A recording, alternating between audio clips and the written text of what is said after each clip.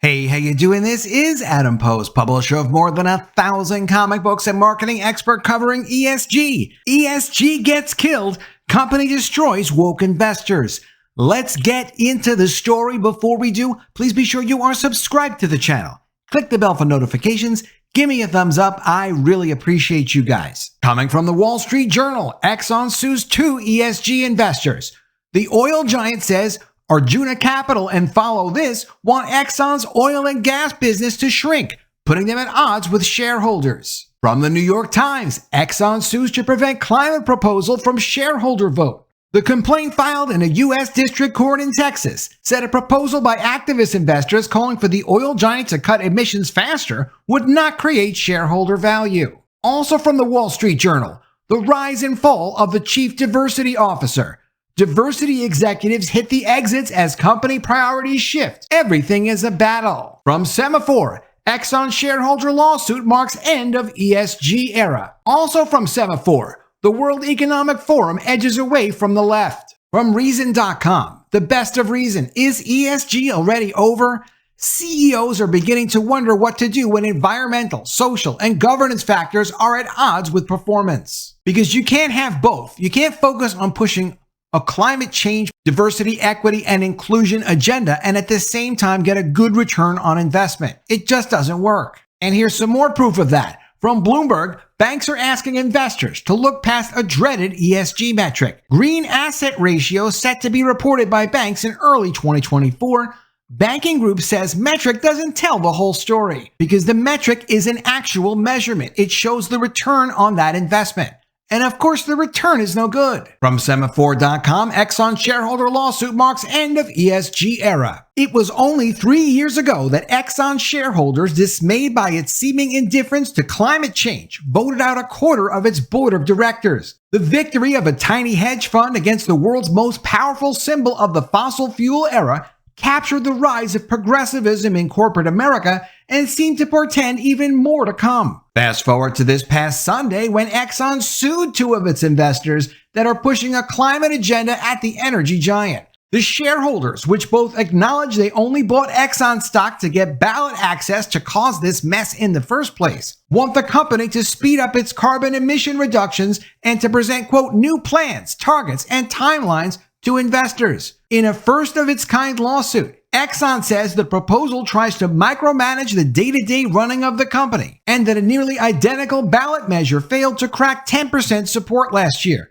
10% is below anything to get accepted or make any change at the company. That Exxon feels comfortable throwing its corporate might against a couple of low-budget activists says a lot about how quickly the political weather has changed. In the late 2010s and early 2020s, many companies embrace progressive demands under pressure from their investors, customers, and employees. They set targets for workforce diversity and tied CEO bonuses to hitting them. So CEOs' compensation and managers' compensation was based on pushing their diversity agendas. The share of Fortune 500 companies with explicit carbon emissions targets doubled between 2020 and 2022. They mostly tolerated shareholder proposals that rarely passed, but showed a growing level of investor support for ESG causes. However, that era is over, and there is growing support for the idea that the pendulum has overswung the mark. Quotas are being reframed as targets. The chief people officer or human resources officer of a large public company told the author last week, quote, the only thing that's changed is that they're not popular anymore. Companies are backpedaling on commitments to contract with minority-owned vendors. Chief diversity officers hired in the wake of Me Too and Black Lives Matter are quitting in droves, and CEOs are using layoffs as an excuse to gut their diversity departments.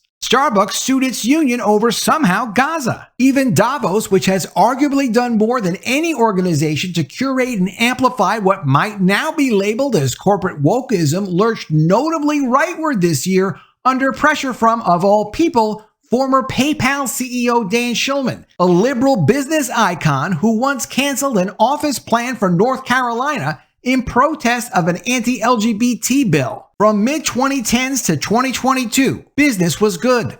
Bottom lines were fat, the world was relatively calm, and CEOs had the luxury to spend their time on big ideas. Now they've been kicked down Maslow's Pyramid from leisurely self-actualization to bare subsistence and no longer have the time, credibility. So there aren't resources to waste on pushing a progressive agenda that has no financial return on investment. Maslow's pyramid is absolutely fascinating. In this article, What is Maslow's Hierarchy of Needs? A Psychology Theory Explained, they go over the basics of Maslow's pyramid. Maslow was a brilliant psychologist that explained how humans pursue certain needs based on what their current situation is. Their physiological needs are their priority, and this goes for all human beings. Human beings will search out water, food, shelter, and the bare necessities for human survival. Once they have those things, they can then consider their safety, personal security, resources, sources of income, structure, and order. Beyond those, next comes social, friendship, intimacy, community, and a sense of belonging. But if you don't have safety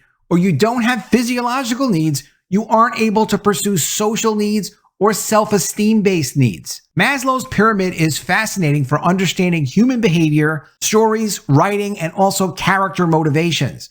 Brilliant stuff. That's not what this video is about. We'll have to do a video on Maslow sometime soon. Much of this was brewing quietly before the October 7th attacks in Israel, which pushed them into the open and gave political cover for business decisions. Quote, "We had a movement. I think it's fading away, largely understood as wokeism, where people said in public lots of things nobody believed they actually believed in private." According to Alex Karp, the CEO of Palantir, Exxon could have let this proposal onto the ballot and watched it fail again just like it did in 2022 and 2023. But the case filed in business-friendly Texas feels designed to send a message and perhaps force the Securities and Exchange Commission, which largely abdicated its role in policing corporate ballots, to weigh in. The investor known as Engine Number One's victory against Exxon in 2021 may end up being the high watermark of corporate ESG, not the beginning of a surge. Big investors like CEOs have lost patience with ESG.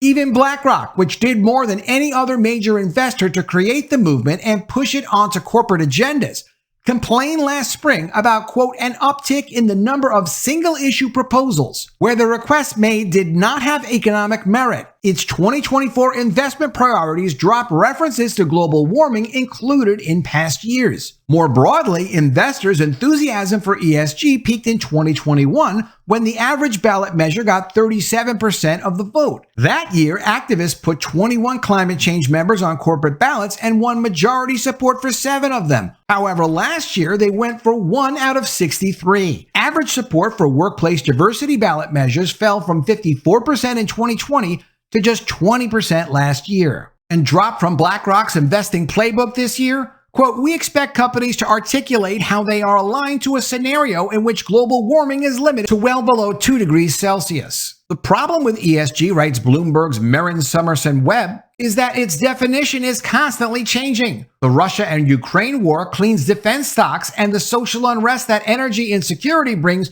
changes the calculus on fossil fuel companies." Also from Semaphore, the World Economic Forum edges away from the left. Leaders of the World Economic Forum, increasingly alarmed at criticism from the right, edge the event away from stakeholder capitalism, political engagement, and a corporate focus on climate change and diversity in 2024. The pushes come from a few directions. Dan Schulman, the former CEO of PayPal and a Davos mainstay who is known in the U.S. for progressive political stances, was among a group of CEOs privately warning World Economic Forum Chairman Klaus Schwab that the forum had shifted too far left. Their goal was to ensure that the dialogue at Davos and the WEF is at the center and not just on the progressive side, said one of 3 people who described the conversations. Schulman and his group brought in the Davos regular and public relations executive Richard Edelman, as well as Republican Davos allies to fix the forum's brand. The forum's leaders themselves have quietly sought the counsel of Washington Republicans on winning back friends on the right. The forum responded to this in part by shelving some of the language the American right considers fighting words. The phrase ESG appeared twice in the 2022 program, once in 2023, and 0 times this year. Diversity appeared 5 times in 2022, 4 times in 2023, and once this year. It also hosted an unusual panel titled, quote, "What can we expect from a possible Republican administration in 2025 in terms of continuation or deviation from this course, which was largely framed as a pragmatic discussion of changes to trade and economic policy. Despite the moderator's best efforts, however, the conversation tilted on its rails when the conservative Wall Street Journal columnist Jerry Baker was unable to help himself from pressing Trump ally Kevin Roberts, who leads the Heritage Foundation. Quote, "Would you accept if Trump loses the election that he lost the election?" Baker asked. Quote, "If we're sure there's election integrity, but I'm not sure that we can be," Roberts replied, prompting a sigh from Baker. JP Morgan CEO Jamie Dimon captured a growing accommodation of a possible Trump presidency. Quote, "Take a step back, be honest. He was kind of right about NATO, kind of right on immigration. He grew the economy quite well. Trade tax reform worked. He was right about some of China," he said on CNBC's Squawk Box. From the WallStreetJournal.com, the rise and fall of the Chief Diversity Officer. Diversity executives hit the exits as company priorities shift. Everything is a battle. 2 years ago, Chief Diversity Officers were some of the hottest hires in the executive ranks. Now they increasingly feel left out in the cold. Companies including Netflix, Disney, and Warner Brothers Discovery have recently said that high-profile diversity, equity, and inclusion executives will be leaving their jobs. Thousands of diversity-focused workers have been laid off since last year, and some companies are scaling back racial justice commitments. Diversity, equity, and inclusion, or DEI jobs, were put in the crosshairs after many companies started re-examining their executive ranks. Some chief diversity officers say their work is facing additional scrutiny since the Supreme Court struck down affirmative action in college admissions and companies brace for potential legal challenges. DEI work has also become a political target. Quote, "There's a combination of grief, being very tired, and being in some cases overwhelmed," says Miriam Warren, chief diversity officer for Yelp, of the company's challenges facing executives in the field. Warren says the fear that company commitments are in peril fuel her and others to feel, quote, "more committed to the work than ever." In interviews, current and former chief diversity officers said company executives at times didn't want to change hiring or promotion processes, despite initially telling CDOs they were hired to improve the talent pipeline. The quick about face shows company enthusiasm for diversity initiatives hasn't always proved durable, leaving some diversity officers now questioning their career path. There is no career path. The career path is either out of diversity, equity, and inclusion into a real job that offers something productive for the company, or maybe a path into human resources. Nothing wrong with human resources. That's where you'd belong. You just have to drop all the discrimination against people based on their skin color or their race or their gender or their sexual preferences. In the wake of George Floyd's death, companies scrambled to hire chief diversity officers, changing the face of the C-suite. In 2018, less than half the companies in the Standard & Poor's 500 employed someone in the role, but by 2022, 3 out of 4 companies had created a position, according to a study from Russell Reynolds, an executive search team. Once mostly tasked with HR matters, today's diversity leaders are expected to weigh in on new product development, marketing efforts, and current events that have an impact on how workers and consumers are feeling. So these diversity people are all over the company, and that's the problem. Warren and other chief diversity officers said the expanded responsibilities are playing out in a politically divided environment where corporate diversity efforts are the subject of frequent social media firestorms. New analysis from employment data provider Live Data Technology shows that chief diversity officers have been more vulnerable to layoffs than their human resources counterparts, experiencing 40% higher turnover. Their job searches are also taking longer. And this is because they don't add anything of value to the company. If you add something of value to the company, people will be hiring you. People want to hire for those positions because there's a return on investment. The return on investment for chief diversity officers is negative. So the more of them you get rid of, the more money the company actually makes. That's a tough career path to go for. Quote, "I got to 300 applications sent out and then I stopped tracking," says Stephanie Lubin, who was laid off from her role as diversity head at Drizzly, an online alcohol marketplace, in May following the company's acquisition by Uber. In one case, Lubin says she went through 16 rounds of interviews for a role she didn't get and says she's now planning to pivot out of DEI work. And that's a smart move. The number of CDO searches is down 75% in the last year, says Jason Hanold, chief executive of Hanold Associates Executive Search, which works with Fortune 500 companies to recruit HR and DEI executives, among other roles. Demand is the lowest he has seen in 30 years of recruiting. At the same time, he says, more executives are feeling skittish about taking on diversity roles. Quote, they're telling us the only way I want to go into another role with DEI is if it includes something else. He says of the request for broader titles that offer more responsibilities and resources. He estimates that 60% of diversity roles he is currently filling combine the title with another position such as Chief Human Resources Officer, up from about 5% years ago. Because if you're a diversity officer and human resources officer, it's more difficult to get rid of you. Now you're contributing something that companies arguably need. Human resources do provide a lot of important hiring, firing, management responsibilities, employee benefits responsibilities. It's difficult to get rid of them. During the pandemic, some companies moved people into diversity leadership if they were an ethnic minority, says Danny Monroe, even when they weren't qualified. Monroe served as CDO for Mass General Brigham, a Boston-based hospital system and one of the largest employers in the state, until 2021, and convenes a yearly gathering of more than 100 CDOs. That must be some party.